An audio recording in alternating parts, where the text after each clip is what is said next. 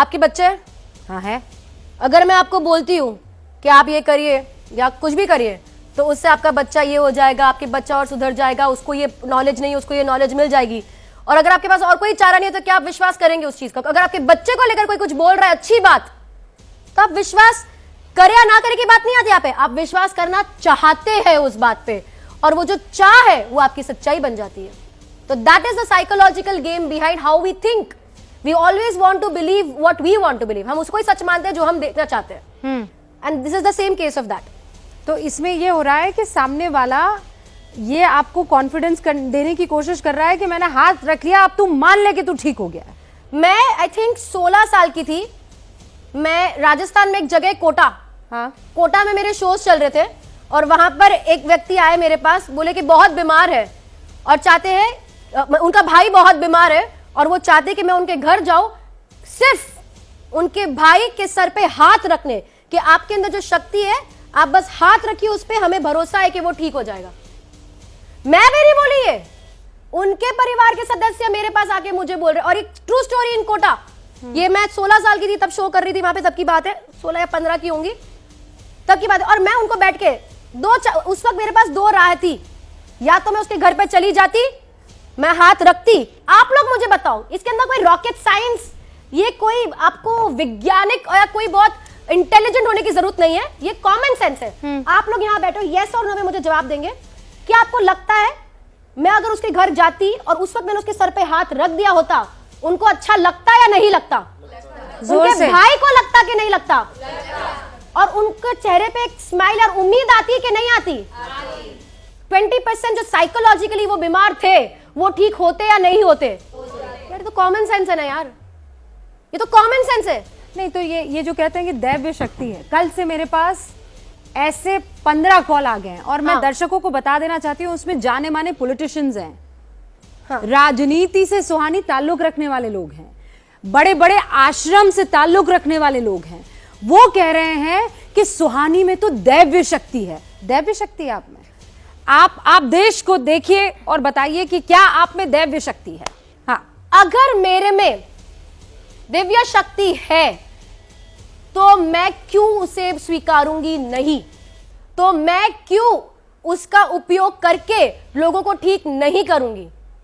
Logic है, मैं तो करूंगी ना। मैं चाहती हूं कि अगर मेरे में शक्ति है तो मैं उसका उपयोग, तो शक्ति को मैं अपने पास रख के क्या करूंगी? तो ये जो आप में है वो क्या है? वो एक कला है, वो एक प्रैक्टिस है। मैं खुद ये दैव्य शक्ति नहीं है, ये दैव्य शक्ति नहीं है। कोई भी व्यक्ति आपके माइंड की बात नहीं पढ़ सकता। अगर वो कर रहा है तो वो एक कला है, और वो एक कला है। ये एक बहुत इंपॉर्टेंट चीज यहाँ पे बोलनी है। मतलब आपका नाम क्या है? प्रतीक्षा। प्रतीक्षा, आप इनके जैसा बनना चाहती हैं? Do you want to be a mentalist? Of course, because इनका जो पॉइंट ऑफ व्यू है, ये जो बोल रही है वो चीज़ मेरा भी बिलीव है। मैं भी कोई ऐसे अंधविश्वास नहीं। हाँ, आप बोलो। जैसा कि मैम ने बोला, सुहानी मैम ने, मैं भी वही बिलीव करती हूँ। मुझे भी यही लगता है कि ये सारी जो अंधविश्वासी चीज़ें हैं, ऐसी कुछ नहीं होती है। ये सब कुछ एक मेंटालिटी का खेल होता है कि आप वो चीज़ बिलीव कर जो इस वक्त प्रतीक्षा कह रही है, क्या ये कर सकती है जो सुहानी कर रही है? 100% कर सकते हैं, पर एक फर्क आ जाता है ना।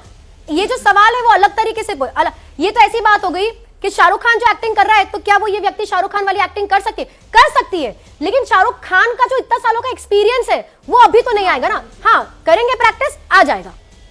तो बस वो फर्क है। एनी आर्ट, कलाकार क्या होता है, जब वो करता रहता है, उससे उसका आर्ट बेटर होता रहता है।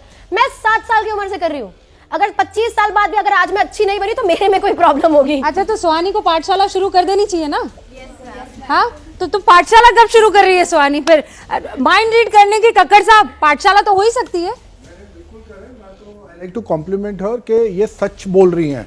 वो जो आपके जो बाबा जी सनातन, ये जो है, मैं भी सनातनी हूँ, और आई फील चीटेड कि what he is doing on the screen, ये लोगों को बेवकूफ बना रहे हैं, और ओपनली बेवकूफ बना रहे हैं। और बहुत ही अ यंग मैन, ये भी 25-26 साल के, इनको किसी ने चाबी दे दी, इनको समझ नहीं आ रहा टेक्नोलॉजी की एज है, आदमी 2 मिनट में पकड़ा जा सकता है। बट हाँ जी, उम्र में भाई मैं कह रहा हूँ सही, हम सभी हमारे भाई लिए- बंधु हैं यार। ठीक, देखिए बाबा वगैरह जो भी है, but is a young man. तो किसी ने इनको चाबी कर दी, इनको लगा कि मैं ठीक है, बहुत सारे लोग होंगे, मैं बेवकूफ बना सकता हूं। पर सुहानी की एक बात है, ये सच बोल रही हैं। देखिए ये अगर आप लोग इनको मेंटलिस्ट बोलते हैं, मैं मेंटलिस्ट भी इनको नहीं बोलता और ये मानेंगी। ये इन्होंने बिल्कुल ठीक कहा, ये माइंड रीडर नहीं है। ये बेसिकली चीजों को किस तरह, and that it comes from practice. अगर आप जेम्स रैंडी को कभी पढ़ें, या आपके दर्शक गूगल करें जेम्स रैंडी को, इन्होंने 1964 में $1000 का इन्होंने प्राइज मनी रखा था। जितने थेरेपिस्ट थे, एस्ट्रोलॉजर्स, ऑकल्ट साइंस, मैंने भी ऑकल्ट साइंस पढ़ी हुई है। मैं आपको एक चीज बताता हूं, मैंने एक किताब लिखी थी 2000 में, 99 में, secrets of success through Bhagavad Gita. तो उसमें 7-8 लैंग्वेजेस में है। तो बहुत सारे लोगों के मुझे आए, तो एक बार एक औरत आई मेरे पास, मुझे कहती है कि ऐसे ऐसे मेरे घर में मेरी सिस्टर का मर्डर हो गया है, और जो बच्चे हैं, अब वो बच्चे मैंने अडॉप्ट कर लिए हैं, पर वो हर रोज मेरे सपने में आती है। And she was looking at me from a spiritual angle, कि मैं कोई स्पिरिचुअल गुरु हूं। वो 2-3 सेशंस मैंने दिए, फिर उनका आया कि वो फिर कल रात को आई थी। मैंने उनको सिर्फ ये बोला, आज से नहीं आएगी। और नहीं आई। क्यों? क्योंकि अभी सुहानी ने आंसर दिया, it is called placebo effect. क्या है ये प्लेसिबो इफेक्ट? प्लेसिबो इफेक्ट, हाँ, प्लेसिबो इम्पैक्ट। तो प्लेसिबो इफेक्ट क्या है कि आप अगर मेरे पास पूरी श्रद्धा से आ रहे हैं और मैं कह रहा हूं ये हो जाएगा, वो श्रद्धा आपने अपने अंदर खुद ही पैदा करी है कि मैं इनके पास जाऊंगा तो हो जाएगा। तो 90-95% चांसेस है हो जाएगा। इसके ऊपर बहुत रिसर्चेज है बाहर अफ्रीका में। मैं एक और चीज आपको बताता हूँ काकर साहब, एक सेकंड बस। वो कुल मिलाकर सनातन के ही एक एग्जाम्पल को मैं कोट कर लेती हूँ। हनुमान जी के अंदर की शक्तियों को उन्हें याद दिलाया जाता था। तो कुल मिलाकर आप एक दफा बस उनको कहते हैं यू कैन डू इट, बस उसे एक सपोर्ट की जरूरत होती है। साइकोलॉजी का बेसिस क्या है? साइकोलॉजी का बेसिस है every individual is resourceful. Her individual में अपने आप को, परेशानियों को हल करने की ताकत है। Thank you so much Kakkar साहब, सुहानी, इन चीजों को